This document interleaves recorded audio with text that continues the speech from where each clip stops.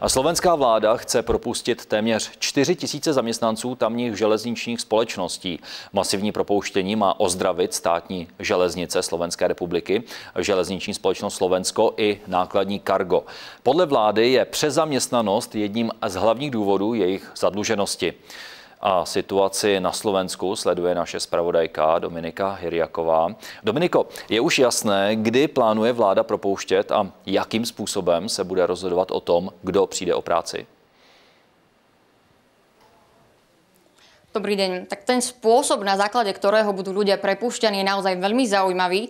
Totiž manažéri na nižších pozíciách dostali pokyn, aby zostavili konkrétne zoznamy pozícií, ktoré majú byť podľa nich zrušené. A teda majú na výber. Buď vyberú ľudí, ktorí dostanú výpoveď, alebo nedostanú peniaze.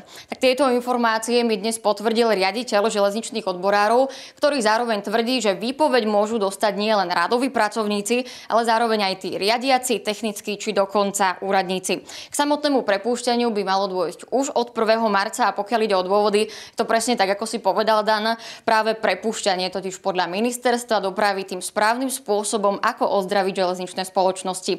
Samozrejme úplne opačný názor majú odborári a aký postup navrhujú oni, tak to si už vypočujte sami. Prečo hovoríme iba o osobných nákladoch, o počte zamestnancov? Hovoríme o všeobecných nákladoch. Nech sa postupnosť nastaví tak. Spracovať revitalizačný projekt, kde sa stavia parametre fungovania sektora, nech sa využijú všetky racionalizačné opatrenia a šetrenia nákladov v iných komoditách.